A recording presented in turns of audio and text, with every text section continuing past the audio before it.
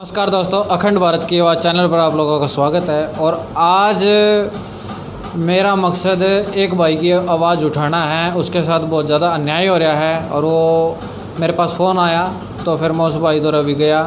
तो अभी मैं उस भाई को भी आप लोगों के सामने लेके आऊँगा। थोड़ा सा मैं उसके बारे में बता देता हूँ। वो गाँव कवि से है जो कि ज़िला पानीपत के अंदर मतलौडा के बिल्कुल नज़दीक है। और उसके साथ क्या हुआ, दिल्ली में अपने कुछ सपने लेकर वो गया और वहाँ पे वो अपना जीवन व्यतीत कर रहा था, अच्छे से कर रहा था। और जब वो अपना जीवन व्यतीत कर रहा था तो उसके परिवार का उसका बड़ा भाई उसकी ज़मीन को यूज़ कर रहा था। जैसे ज़मीन की खेत की ज़मीन यूज़ कर रहा था तो उसका ठेका वगैरह जो होता था, जो गांव से अलग हटके उसका आधा उसको देता था, टुटमा देता था। उसने कभी उसका विरोध नहीं किया।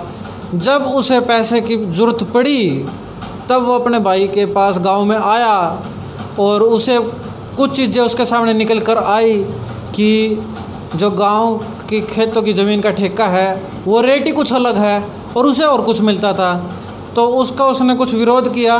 तो पूरा मसला भाई साहब से जान लेते हैं। सर नमस्कार। नमस्कार सर। कैसे हो सर? ठीक हूँ सर। सर सबसे पहले आप अपना परिचय दीजिए। मेरा नाम नरेंद्र सिंह है, मैं गांव कवि का रहने वाला हूँ। अच्छा सर, बात क्या हुई है?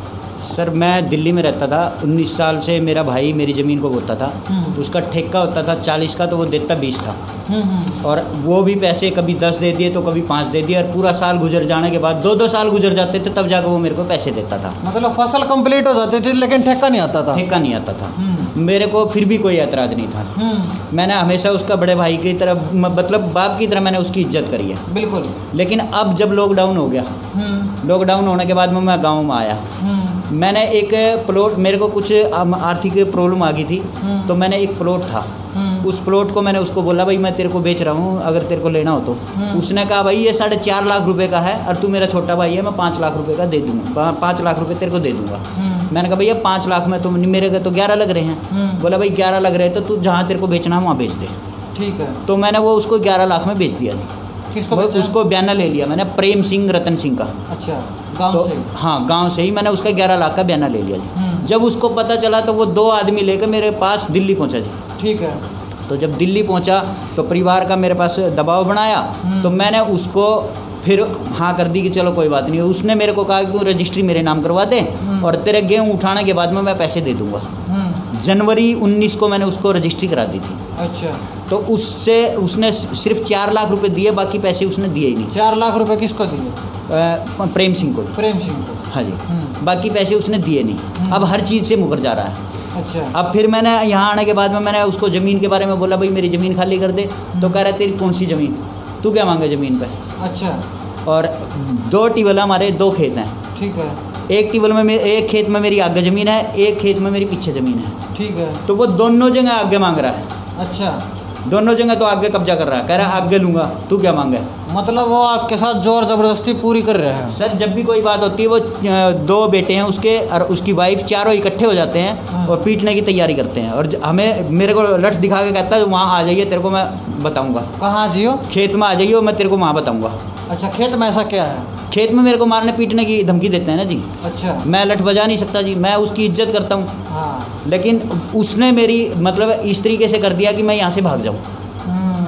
उसने मेरे मतलब बच्चों को, एक बड़े भाई की जो शर्म रखा करा है वो उतरवाने तैयार हो रहा है। बिल्कुल। गांव में मैंने पंचायत भी करी सर, पूरा परिवार इकट्ठा करा, सबको जिसके साइन थे समझौते पे उनको सबको बुलाया। उन सब के सामने उसने ये कह दिया मेरे घर का मामला मैं अपने आप जानूंगा, तुम क्या कौन होते हो?